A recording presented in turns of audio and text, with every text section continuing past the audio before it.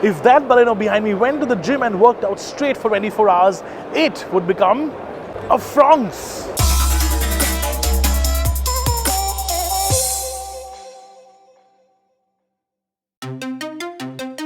Okay, so what is a Fronx? First of all, it's a funny name, right?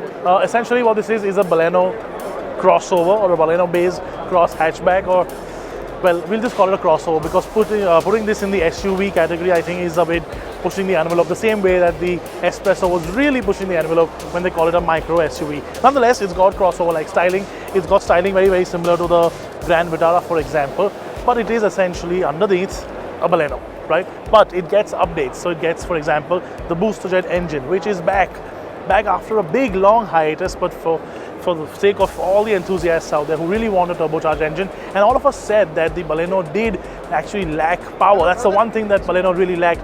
The booster jet engine is back. Now there are other updates as well. Of course, you get a slightly raised suspension. You still get the 4-lug wheels. You don't get the 5-lug wheels like you got on the S-Cross. But on the overall sort of design sort of aspect, it's not a bad looking car. But is it an SUV? No. Even I, who like SUVs and who sort of doesn't mind calling cars that aren't really SUVs in the chorus sense, I don't think this is an SUV by any stretch of imagination.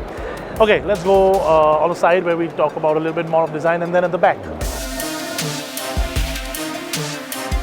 Okay, so as I mentioned earlier, it still looks a little bit like the Baleno. Of course, there are panel differences. I don't think there are any similar panels on either of the cars. So it's not like like an active i20 used to be back in the day. But it doesn't look very tall. It's sort of still low to the ground. It's not exactly what you would call robust either, because you still have 16-inch wheels on it. Overall, I'm a little confused about where this car needs to be placed in, because obviously this is not like a Brezza rival, or it's not like a Creta rival either, so it's going to be somewhere in the middle. But Maruti is doing exactly what it did for so many years. It's filling every single gap. You want an SUV at 12 lakh rupees, you got one. You want an SUV at 12.5 lakh rupees, you got one as well. You want an SUV at 13 lakh rupees, you have one. There is literally going to be something for everyone. It's basically filling every single gap in the market, so that if somebody wants to buy a car at any price point, you can get one. Okay, so let's quickly talk about the engine options just a little bit more.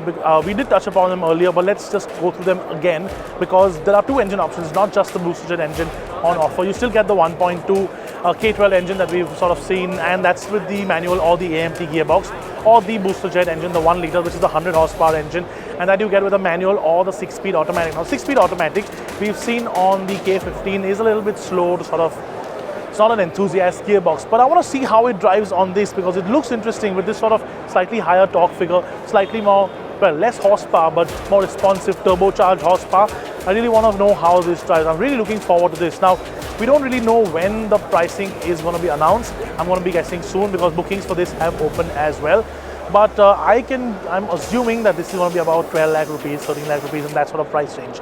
Now, both of these are going to be Nexa products. When I say both of these, I mean the Jimny, which is right there, completely covered in people right now, and the Fronx. And I still can't get over that name, Fronx. Do you like it? Do you not like it?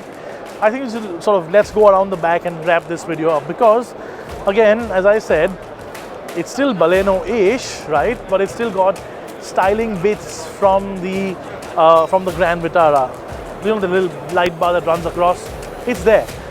Okay, wrapping this video up. Tell me, Fronx, come on, like that name, not like that name? What do you think of the car? It's going to sell, obviously, because it's a Maruti, right?